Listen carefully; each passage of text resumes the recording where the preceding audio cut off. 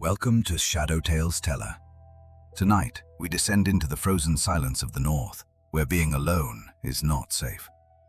I used to believe that I genuinely liked being alone, finding comfort in the silence that others found far too deafening. That specific night proved I was completely wrong about my solitude, shattering the peace I had built for myself so carefully. I lived by myself in a small cabin deep in the northern mountains, where winter swallowed the land for half the year. The nearest town was over 30 minutes away on a good day, but it took much longer when the snow came. And when the snow really came down hard, the road vanished completely, leaving me cut off from the rest of the world. The weather report on my old radio warned of a severe blizzard arriving that night, predicting whiteout conditions and dangerous winds. I wasn't worried at all. I locked the heavy doors, stoked the fireplace, and simply prepared to wait the storm out. I was absolutely certain that I would be alone tonight, safe within these walls while nature raged violently outside my home. The storm arrived just before midnight, bringing with it a darkness that seemed deeper and heavier than any night before it. The wind screamed through the trees like something alive, something angry, tearing at the forest with a violent and relentless fury. The cabin creaked and groaned under the immense pressure, but it held firm against the assault of the winter storm outside. I sat on the couch, wrapped tight in a blanket, listening to the radio crackle with static as the signal faded. At exactly 47 minutes past midnight, the power went out, plunging the entire cabin into a sudden and heavy silence. The radio died instantly. The warm lights vanished. Only the sound of the howling wind remained to keep me company tonight. I grabbed a flashlight and walked to the window. Snow slammed against the glass in violent waves, obscuring the world outside. Beyond the glass, nothing existed but white. It was a complete void, erasing the forest and the road from existence. That is when I heard it. A sound that did not belong to the storm. A sound that chilled my blood. Footsteps. Not inside the cabin, but outside. Crunch, crunch, crunch. Moving through the deep snow with a heavy, deliberate rhythm. Slow, deliberate.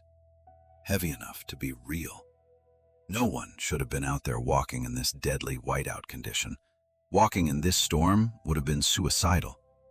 I told myself it was a tree branch or snow sliding off the roof. Then the footsteps stopped, right at my front door. The silence that followed was heavier than the storm raging outside. Knock. One soft knock. It was not desperate. It was not panicked.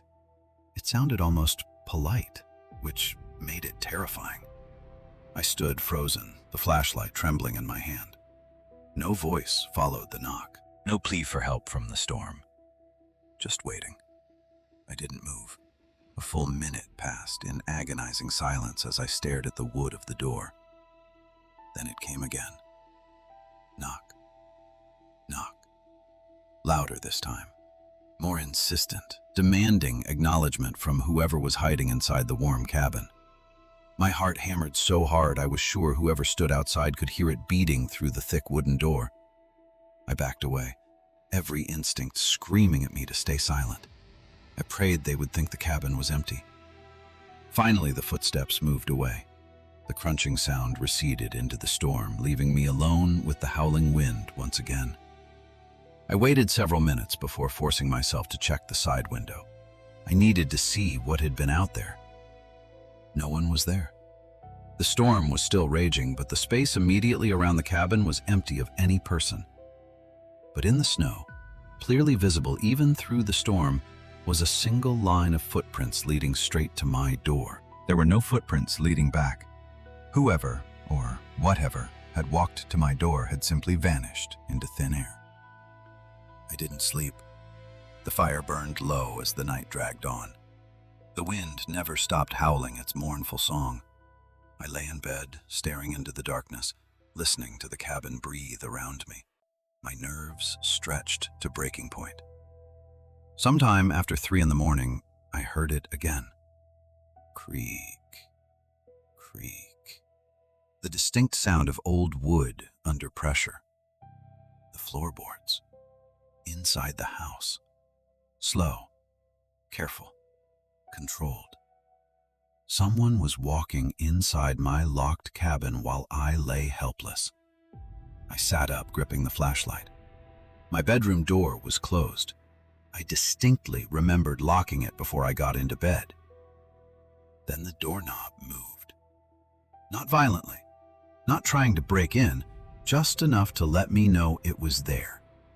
Just enough to let me know something was standing on the other side, separated from me by only an inch of wood. I didn't scream. I didn't move. I didn't even breathe. I became a statue in the darkness of my room.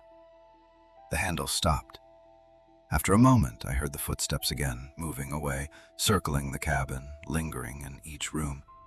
It sounded like it was exploring, learning the layout of my home, claiming the space that I thought was mine alone. I stayed in that corner until my muscles cramped and my eyes burned, praying for the sun to rise and save me. Morning came quietly. The storm passed, leaving behind a dead, frozen silence. The violence of the night had finally ended. Pale gray light filled the cabin as I finally opened my bedroom door. I stepped out, ready to face an intruder. Nothing was out of place. No broken locks, no forced entry. The cabin looked exactly as I had left it. I checked the front door. It was still locked tight. No one could have entered or left without unlocking it. But then I saw it. In front of the fireplace, on the wooden floor, was a small puddle of melted snow. It was unmistakable. Snow had been brought inside and had melted in the warmth of the dying embers of the fire, and beside it were wet footprints. Not muddy, just wet, as if made by something composed entirely of the storm itself. Standing there, facing my bedroom, watching me while I slept, watching me while I held my breath in the dark. I realized then that the lock on my bedroom door was the only thing that had separated us the night before. I left that cabin the same day. I didn't care about the road conditions, I just needed to be far away. I drove until the mountains were just a line on the horizon, leaving everything I owned behind in that cursed place. But every winter, when the wind howls and the snow begins to fall, I am transported back to that night. I remember the cold, I remember the isolation, and mostly, I remember the feeling of being watched from the darkness. Because during that blizzard, I learned a terrifying truth. I was not alone in that cabin. I never was. And the worst part is, I still don't know what it was. Was it human? Or was it something else? Something that walks in the storm without feeling cold. Something that can enter a locked house without breaking the door. Now, I never sleep without a light on, and I never, ever stay alone when the weather forecast predicts snow. The cabin still stands there, I assume, waiting for the next fool who thinks they want to be completely alone. Solitude is a gift, until you realize that you are sharing it with something that does not want to be seen. If you are listening to this during a storm, look out your window. Are you sure those footprints are yours? Are you sure the lock on your door is strong enough? Are you sure you are truly alone right now?